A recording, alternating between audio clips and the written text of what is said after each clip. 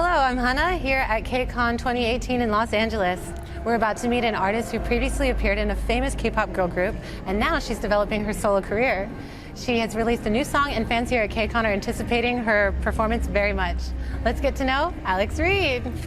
Hi. All right, so let's talk about your past. You've worked in both the American and Korean industries. What is the major difference between the two? The Korean industry is very focused on building stars. They're very focused on the long term of it all. And in America, you kind of have to do the legwork yourself to get yourself to a place where a label wants to invest in you. You can't, start from square one like you can in Korea, where they train you and build you and do all that and make you so good that you're an undeniable talent. In America, it's more about catching the wave, catching something that's already working, and then they'll pick it up and, try to take it to the next level. That is a very interesting observation. Last month, you released the single Gretchen Wieners on SoundCloud. Yes. Right? And can you tell me the inspiration behind your track? Yeah, so Gretchen Wieners I wrote because I wanted to take an approach of the girls who are in the club and they somehow don't want to have fun. Like, they see you dancing and somehow they want to stare you down, and it's like, aren't we all here to have fun?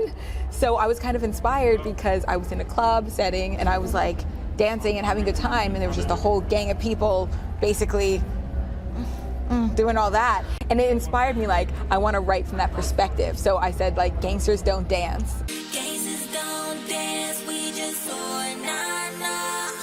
We on the tree, got our own la. And gangsters don't dance, nah.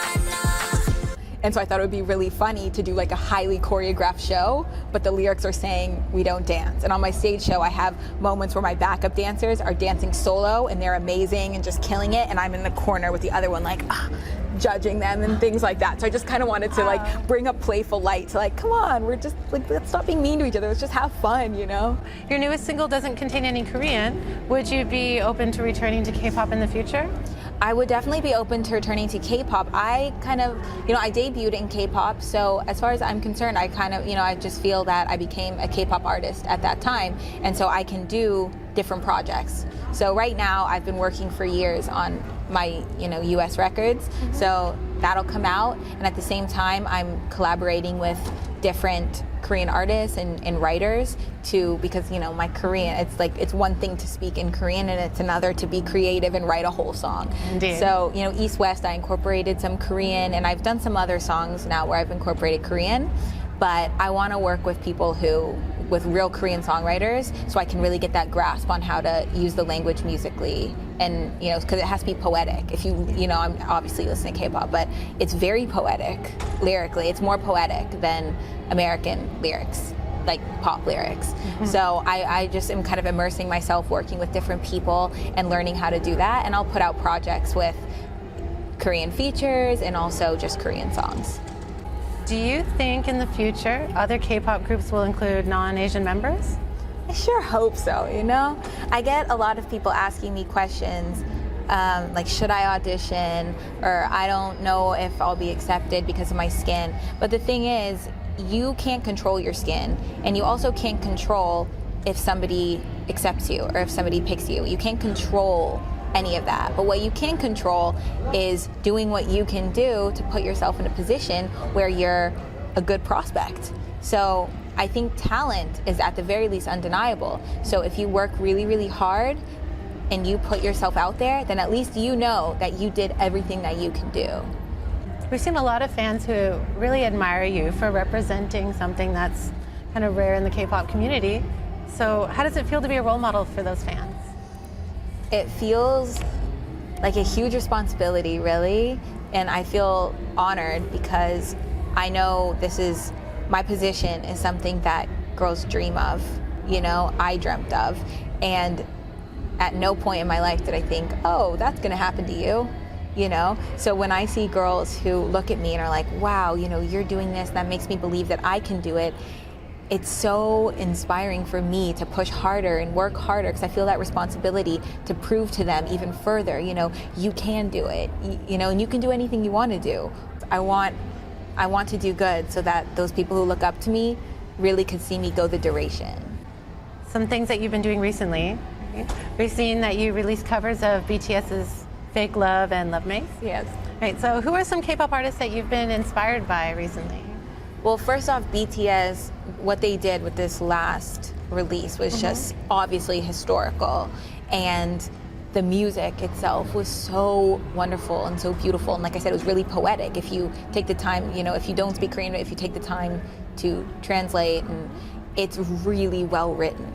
And it inspired me to get more deep into the Korean songwriting process. And I've never done covers. So when I did Fake Love and Love Maze, I was just inspired to kind of make it my own. I wanted to slow down Fake Love so that, you know, I slowed it down and made it acoustic so that the melody and the powerful, there's a sadness to the lyrics that I wanted to shine through. So I thought an acoustic guitar would let that shine.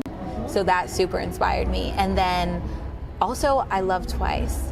And I just love how they just come out and it's always smiles and it's always just fun and happy. And that inspired me with some of the new stuff that I'm working on. Real summer, yeah, big choruses, big records. And we're looking forward to seeing your adaptation of Twice too. Yes. All right, so let's talk about your fashion. Okay. We're impressed by your like bold and fun outfits that we saw, especially at KCON New York. Okay. Right, and then again today. Thank you. So fun. Can you tell us more about your fashion sense? Yeah, I love fashion. Like for me, I feel like it grows up there with music. Every day it gets a little closer because it's just such a fun way to express yourself. There's no rules, and that's what I like to really highlight is like there are no rules. So I can put pattern on pattern. I love doing that, prints on prints, and they can work together in a cool way. Like they clash, but they match in a weird way. It's like, I don't know about that, but it looks so good. So we are at KCON. So who are you most excited to see at KCON this year?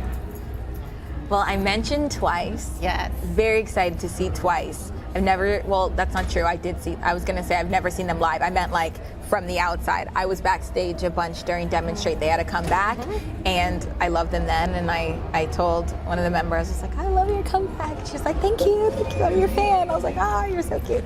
So I'm really, really excited to see them in a full show. All right, that'll be exciting. Yes. Well, thank you so much for being with us today. Thank you so much. Alex. Thank you. It's lots of fun talking to you. Thank you too. 수고하셨습니다. We're here at KCON 2018 in LA with Alex Reid.